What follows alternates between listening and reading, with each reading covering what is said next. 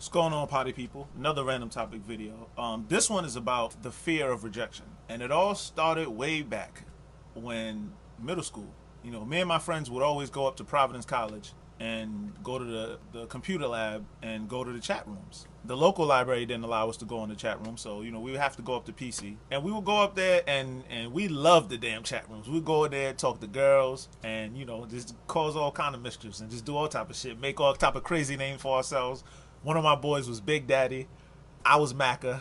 Another my boy, Big D, some type of crazy shit like that. And one day, it might have been our first day really knowing what the chat was. And so we on there, we all talking to girls and hitting them up and doing all this type of shit. And I remember I get into a conversation with my girl. She's sitting there and I was telling her how romantic I was. You know, I watch a lot of fucking movies and shit. So I'm thinking, yeah, I know what romance is. You know what I'm saying? So she asked me, well, how are you romantic? And I'm telling her, you know, I take you on a long walk on a beach, you know what I'm saying, with a hand in hand with a nice drink, lay out a little picnic for us to have lunch, lay back in the stars while we, you know, holding each other, caressing each other. And she was just like, damn, you really are romantic. I was like, yeah, you know what time it is. And so I'm thinking this shit's going pretty good, you know, but I thought I was losing in a sense because my boy who had the name Big Daddy, I guess it was just because the name, he was getting all the chicks. He had like 6, 7 different conversations. I mean, I had like 2, 3. He had the most conversations, so I'm thinking I'm losing in that sense. But the more I keep talking to this girl, the more we became cool. We talking, and at the end, I asked her, "Yo, let me get your number." And to my surprise, she actually gave it to me. So I was like, "Oh shit!" So I'm like, "Oh yo, see, I got her number. Yo, check it out." Everybody run, go look at my. It's like, oh shit. So now they running back. They feeling like, now I gotta get a number. So they all go and try to ask their chicks to get a number, and they all got turned down. You know what I'm saying? I'm laughing my ass off like, man, you niggas ain't got no game. You know what I'm saying? So I write my little number down. We on the way back once the computer lab closed, and I'm talking shit the whole way home. Like, man, I got way more game than all you niggas, man. You niggas should be ashamed of yourself. You wasting the fucking computer lab time like that. Other people could have been using them computers for their schoolwork, and y'all niggas sitting there having no game. You know what I'm saying? And then we get home, and they're like, yo, call her. So I'm like, hell yeah. So I get on the phone, and I put it on speaker, so these niggas could understand what real game really sounded like. You know, so I'm like, yo, check this out. Quiet. Dial the number. Shit's on speaker. Go, da-na-na. Please hang up and try your call again. This number is not in service. Please please hang up and try your call again. And these motherfuckers start dying laughing like, you got played. She gave you a fake number. You ain't got no game either, nigga. And I'm like, man. So you could imagine, after all the shit I was talking, for that to happen, I mean, that shit hurt me right there. And after that time, I just had a fear of rejection. So this is middle school. I go all the way through, I finished middle school, I go through high school. I don't even try to talk to a girl because I'm just afraid that what's going to happen before is going to happen again. And I didn't want to feel that feeling again. I didn't want to see my friends laughing at me. All the shit that I be talking, man, they'd let me have it 10 times worse. I get all the way to college without having a girlfriend, without having a date, without kissing a girl, none of that shit. By this time, I got a different set of friends. And now, we was smoking one day. You know, we used to get together, smoke, and these niggas would just start telling stories about the girls they smashed. Like, we would get in a circle and be like, all right, so when's the last time you got some pussy? Okay, who was it with? When was it? Break it down for us. And every time they would get to me, I didn't have nothing to say. Like, I'm just like, oh, man. Everybody would be like, yo, Kai, man, you don't never be sharing no pussy stories with us, man. What's going on? I was like, man, you know what I'm saying? Ain't nothing, man. Ain't nothing to share. And they was like, I don't know, man. We starting to think you a virgin, bro. Like a virgin? Man, you niggas is crazy. And they start clowning me from that day forward. And they clown me mercilessly. Finally, I just got tired of that shit. I was like, you know what? I ain't going out like this, man. I ain't letting these niggas continue to just talk shit about me like this. I gotta get over my fear, and I gotta holler at some chicks. And it worked, but it didn't happen sober.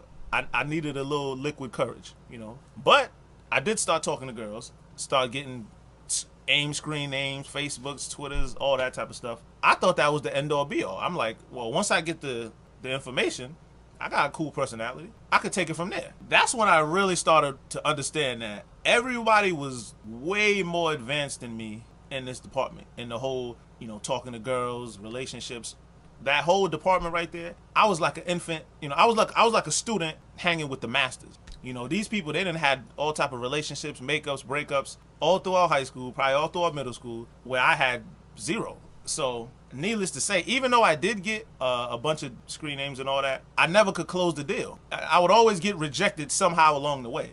I realized that just getting the number or getting the phone number or getting the information, that's just stage one. Stage two is actually forming some type of connection with this girl and not saying nothing corny to where she don't even want to talk to you no more. I didn't even realize that there was another stage. I'm like, hey, well, once I get the information, I'm cool.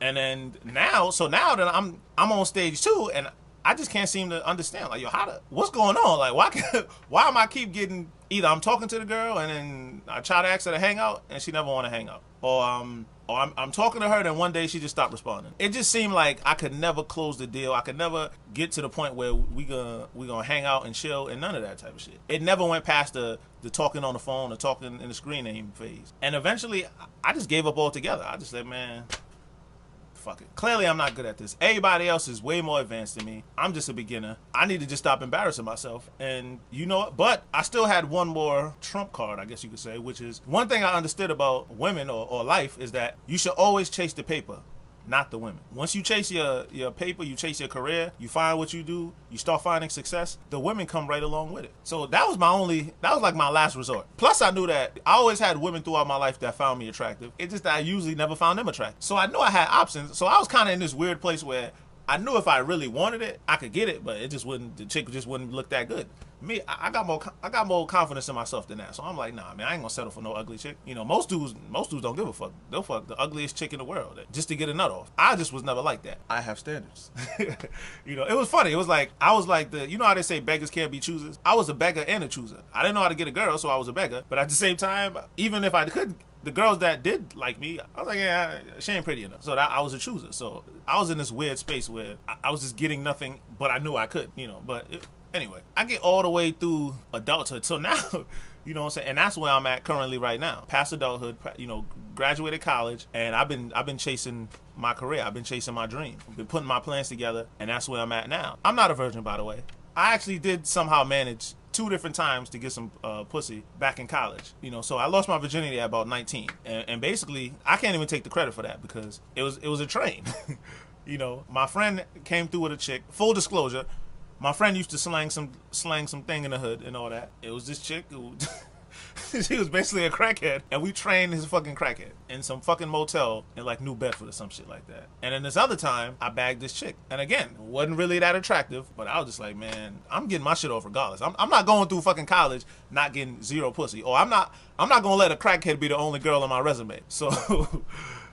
So I ended up fucking this chick. It was only one time, and it would have been more, but as I was leaving her room, a smell just hit my nose. It just started smelling a little too fishy for me. So as soon as that smell hit my nose, I was like, I'm out of here, and I'm never coming back. You know, and I literally seen her the next day. You know, she was coming out like the diner hall, and I just walked right past her.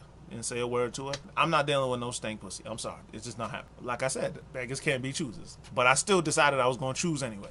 Again, that's where I'm at right now. I've been chasing my career. Realized that music was it. Entertainment in general. Music, movies, television. I mean, whatever comes down the line. Whatever is in this entertainment realm, I'm down for it. I know damn well that a lot of women come with this entertainment business. So I'm looking forward to a lot of pussy. You know, I done went 28. Well, first I went 19. And then since 19, that's like...